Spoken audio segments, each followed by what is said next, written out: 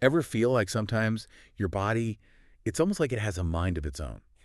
Yeah. Well, get ready to have your mind blown. Okay. Because today we are diving into the fascinating world of collective intelligence. Okay. And this isn't just about, ant colonies. Right. We're talking about groundbreaking research Okay. suggesting that you, yes, you are a walking, talking example of this phenomenon. It's true. We often box in intelligence as something that only our brains do. Right, correct. But this research paper that we're going to be diving into today, it wants us to think bigger. Yeah. It suggests that intelligence might be a fundamental property of any system, biological or otherwise, if it has the right kind of network and feedback loops. Okay, so I'm picturing my brain, Right. which is already a network of neurons. Yeah. But this research is saying that there are even smaller networks within our bodies working together. Exactly. Wow. The paper uses the term basal cognition, Okay. which is basically your body's hidden intelligence. Okay. Think about it. Your cells constantly communicate and cooperate to form tissues and organs, ultimately creating a functioning you. That takes some serious intelligence. So it's not like my liver's writing poetry, All right.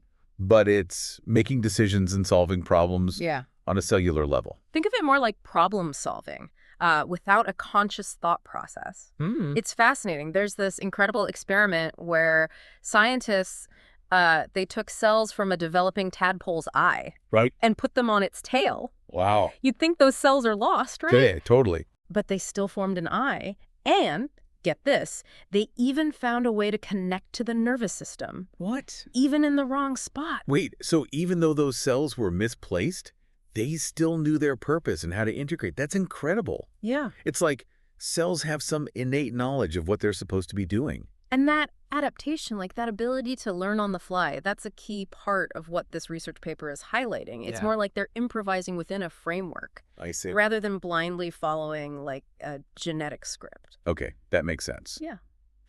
But I have to ask about another experiment that just Yeah. floored me. Okay. This paper mentions scientists rewiring the bioelectricity in flatworms, actually making them grow two heads. Yeah. How is that even possible? Yeah. It highlights another mind-blowing point, bioelectricity's role in all of this. Yeah. We usually link bioelectricity with our brains, right? Right. But every cell uses it to talk to each other. What the scientists did was manipulate those bioelectrical signals, Okay. essentially rewriting the flatworm's body plan. And to make it even crazier, those two-headed flatworms pass that trait down to their offspring. I know. It's like messing with the blueprints of life itself. It challenges what we think we know about inheritance. It suggests that these bioelectrical patterns, they hold information that can be passed down, shaping future generations. The implications for things like regenerative medicine are huge. Right. Imagine stimulating damaged tissue to regrow, or even bioengineering entirely new life forms. That's both incredibly exciting and a little intimidating. So how does this collective intelligence actually work at the cellular level? The paper mentions something called Connectionist models, which, to be honest, makes my brain hurt a little. It sounds very technical, Yeah. but the core idea is pretty simple. Remember that saying, neurons that fire together wire together? Yeah, from back in my college days. Yeah, right? It's how our brains learn, right? The more we use certain neural pathways, Right. the stronger those connections get. Right. And what's fascinating is that this principle might not be limited to neurons. The research suggests similar learning could be happening at different levels in our bodies, Interesting. from cells to tissues to entire organs. Wow. It all comes down to the right network structure and feedback loops. So just like our brains learn and adapt through strengthening and weakening connections between neurons, our bodies might be doing the same thing at a cellular level. Precisely. Yeah. It's like a giant feedback loop Okay. where our cells constantly adjust and adapt based on the information they receive. And what's even more mind-blowing Yeah. is this connectionist learning might even be happening in how entire species interact in an ecosystem. It's like evolution itself is a form of learning, Hello. with connections between species constantly reshaped by natural selection. Okay, you officially broke my brain. Yeah. That's a lot to unpack. Yeah. But before we dive into the world of intelligent ecosystems, Okay. let's bring it back down to Earth for a second. Okay, yeah. We've talked a lot about cells, but how does this collective intelligence play out in something we can all picture a little easier, like an ant colony. Right. Okay, ant colonies. Right. Yeah. They're like the poster children for collective intelligence. Right. Thousands of individual ants working together to build those intricate nests, finding food, Right. all without a leader or a blueprint. Yeah. How do they do it? It's a great example of simple rules leading to complex behavior. Oh, Ants mainly communicate through chemical signals, pheromones. okay. They leave these trails for others to follow. Think of it like a breadcrumb trail, Right. but with chemicals instead of actual crumbs. So one ant stumbles on, say, a picnic basket Yeah. and leaves a pheromone trail back to the nest. Right. Then others follow, making that trail even stronger for the rest of the colony. Exactly. It's like a positive feedback loop. Okay. The more ants travel a path, the stronger that pheromone signal gets. Mm-hmm. Over time, without even realizing it, the colony as a whole maps out the most efficient routes. They navigate obstacles, adapt to changes, all through these simple interactions. It's like they're collectively learning the lay of the land. And it makes you wonder if our bodies are working on similar principles, these networks and feedback loops. Right. What are some other examples of this collective intelligence in action within us? Think about something as basic as, like, regulating your body temperature. Okay. It's not like there's one cell in charge, Yeah. making sure you stay at a steady 98.6 degrees. Right. Instead, it's a whole network of sensors distributed throughout your body, constantly monitoring, triggering responses, like sweating or shivering. So our bodies like those decentralized ant colonies, Exactly. always adjusting and adapting based on feedback they're getting from everywhere. Yeah. What about other examples?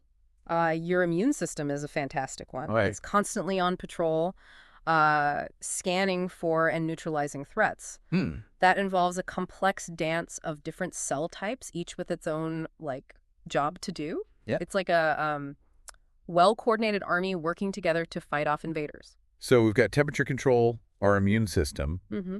Are there any other examples of this collective intelligence keeping us alive and functioning? Well, we talked about how cells work together to build our bodies, but that problem-solving never stops, right? Right. Take wound healing, for example. You don't consciously think about, heal this cut. It just happens. Right. Multiple cell types coordinate to close the wound, fight infection, and rebuild tissue. Wow. It's like a team of microscopic first responders. And just like the ants, no single cell is in card, right? They're all communicating through chemical signals, sensing their surroundings and responding accordingly. That's pretty amazing. But the paper takes it even further, suggesting that this idea of intelligence emerging from connections could even apply to, wait for it, ecosystems. Right. Now that's where I need some help wrapping my head around it. It's a fascinating idea. Think about it. Individual species within an ecosystem are constantly interacting, just like those ants, Okay. competing for resources, predator-prey relationships. Even forming, like, mutually beneficial partnerships. Right. It creates a complex web of interdependence. Okay, I could see that. Yeah. But how do we jump from interconnected species to saying an ecosystem itself has a kind of intelligence? Well, one hallmark of intelligence is the ability to adapt to change, right? Right. And ecosystems do that constantly. They respond to shifts in climate, resource availability, Right. even the introduction of new species. The whole system adjusts to find a new balance. So it's like the ecosystem as a whole is learning over time Yeah. how to survive and thrive. Right. But how does that learning happen without a brain calling the shots? That's the million-dollar question. Right. This research paper doesn't have all the answers, Sure. but it suggests the key might lie in the network structure and feedback loops, those patterns of interconnectedness we keep seeing. So it's not about individual species getting smarter. It's Yeah. about how they all evolve and adapt together as a collective. Precisely. Okay. Take predator-prey relationships, for example. Mm-hmm. If a predator gets too good at its job, Right. it could wipe out its food source, Right. which wouldn't be great for anyone in the long run. Yeah. But over time, a balance often emerges. Right. The predator might evolve to be, like, slower, or the prey might develop better camouflage. It's all about the ecosystem finding a new equilibrium. That makes sense. Yeah. But it's still kind of hard to picture an intelligent ecosystem. Right. It's not like trees are having strategy meetings. Not exactly. But they are communicating in fascinating ways. Did you know, like, trees can release chemicals to warn other trees about insect attacks? No. Or that some plants communicate through underground fungal networks. Whoa, they have their own communication systems? That's amazing. It is. Wow. And it makes you realize how much we still don't know about the interconnectedness of life on Earth. Right. So we've got cells acting like intelligent networks, ecosystems adapting as a collective. Right. Where does this idea of emergent intelligence go next? Right. Could it apply to other systems, even ones we've created? You mean like technology? Technology, specifically the internet. Are you saying the internet could be considered a form of collective intelligence? It's a fascinating thought, isn't it? Yeah. Think about how much information is processed and how many problems are solved on the internet every single second. Millions of computers, each with its own specific function, constantly talking to each other, sharing data. It's true.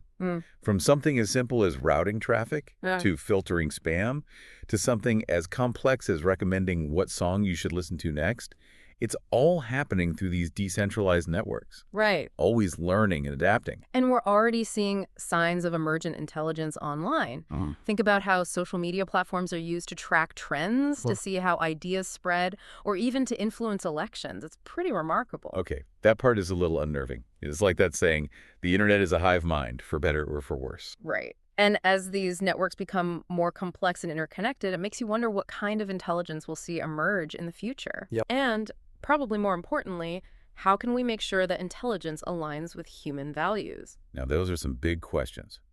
It's amazing how this conversation about collective intelligence went from cells and tadpoles to the future of the internet. It all comes back to this fundamental shift in how we view intelligence, right? Okay. We're so used to thinking of intelligence as something that only exists in individual minds. But what if we've been thinking about it all wrong? You're saying instead of focusing on individual smarts, we need to zoom out and see how everything interacts and connects to create something bigger than itself. Exactly. This research challenges us to view intelligence not as a solo act, but as a team effort. Yeah. It's about understanding the intelligence that emerges from interactions, the way our cells communicate, how ants collaborate, ecosystems adapt, and networks evolve. So the next time I'm marveling at an ant colony, I should also be thinking about the incredible collective intelligence at work inside my own body. Absolutely. Every time you learn something new, every time your body heals, every creative breakthrough you have, even every social movement, it's a testament to the power of interconnectedness, of many parts working together to achieve something amazing. That's both humbling and incredibly exciting. Yeah. It opens up so many new possibilities for understanding the world around us and for creating the future we want. It really does. Who knows? Maybe one day we'll even be able to have a meaningful conversation with that intelligent ecosystem we talked about. Now, that's a deep dive I would love to be a part of. But for now, I think we've given our listeners a lot to think about. So until next time, keep exploring, keep asking questions, and keep embracing the interconnectedness of it all.